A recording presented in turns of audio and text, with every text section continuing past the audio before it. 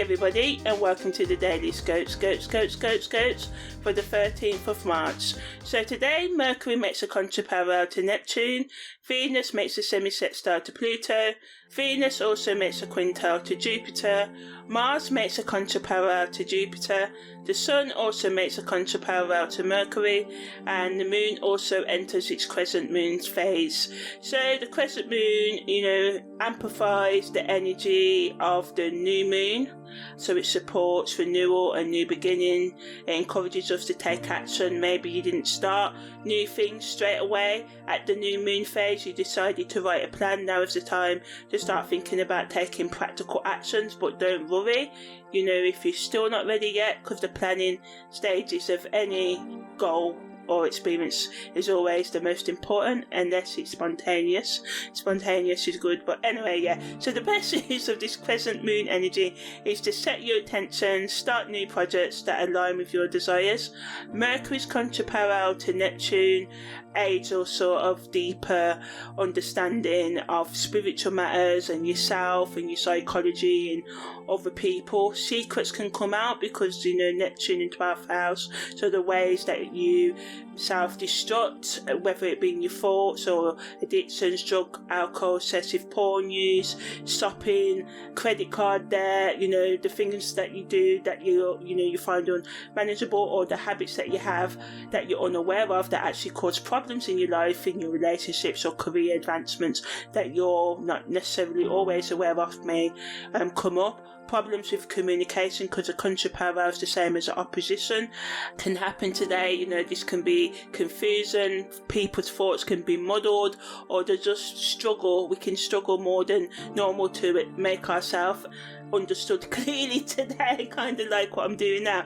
So if you find this happening, just ask someone if you're unsure of what they meant by what they say or do, and allow others to question you as well, and to make sure that you're getting your point across and clearly. Just try and use communication languages, words that people understand. So yeah, the best use of this energy is to maybe write, journal, anything creative, drawing, painting, listening to music, making music, singing, dancing, exploring the depths of your inner world, connecting with your friends or partners or something like that, joining a spiritual group, doing things to sort of like get in touch with your own intuition and trust in the guidance, because spiritually that's what the energy of Mercury's contra-parallel to Neptune wants us to do, because it makes us more sensitive to thoughts and emotions and the subconscious layers of our mind, so we can find it easier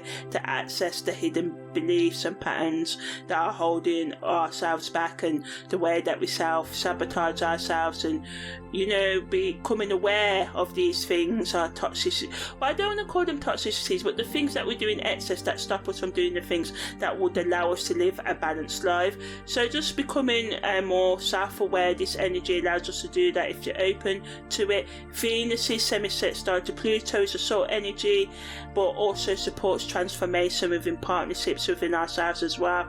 Also, it gives a sense of empowerment and rejuvenation in the matters of love and intimacy, whether it's self-love or romantic love as well. So it's a really good energy just to help us nurture ourselves and others, and conflicts may come up yet with Pluto and the contra-parallel to Neptune and Mercury, but this energy subtly, supports us in overcoming the obstacles and the control issues or power struggles that can come up within ourselves and in our relationships as well. Also, this energy wants us to question authority, who we give our authority to, and why do we live up to other people's expectations if that's what we do, and is it because we want acceptance? Do we really get acceptance from others when we do what they say, really?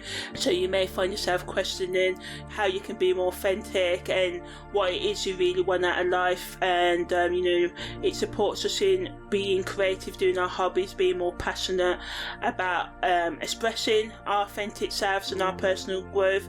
Negatively can make people more jealous, possessive and obsessive in relationships as well, so it's important to maintain open communication and healthy boundaries to overcome the overpowering, controlling energy of this aspect, but ultimately, you know, Venus is semi-sextile to Pluto just allows us to let go of the things that no longer serve us and make way for a more sort of authentic life. And Venus's quintile to Jupiter supports us being more creative, being more loving, having more adventure and celebrating the beauty within life, the simple things, people and ourselves. But negatively, again, it can make us overindulge and overspend, because we can become focused and just pleasure and instant gratification, wanting to fulfill all our desires and needs right away, and sometimes at the expense of others, so we just need to watch out for that.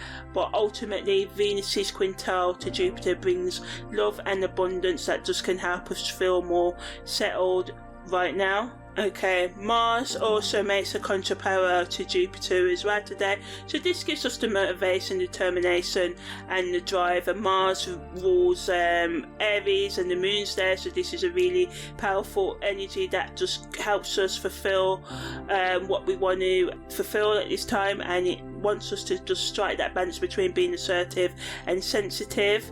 The Sun's contraparallel to Mercury allows us to communicate more effectively, so counteracting the communication issues I was talking about earlier. But people may become intellectually arrogant, or just thinking their beliefs and who they are is better than everyone else, and this can add to the tension because people can become opinionated and stubborn.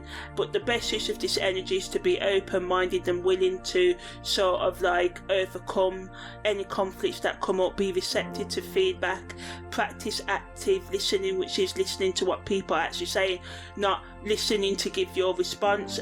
Try to not dismiss other people's viewpoints as they are as valid as your own, even if, you know, they go against your inner truth. No one's saying that you have to, you know, believe in what others believe, but this energy of today just wants us to assert ourselves and say our ideas with clarity and conviction, but also to allow others to do that, because it makes us mentally sharper. We can be flexible, so great for kind of writing, studying, research work as well. So all of today's energies are just allowing us to absorb valuable information and expand our knowledge and open doors to new ideas and insights in our relationships within ourselves that we're overlooking, and just support us in just understanding ourselves and others on a deeper level, and just thinking about the impact of our words and actions on others, and how other people's words and actions impact us, and how they may be getting in the way of our, you know, emotional, spiritual and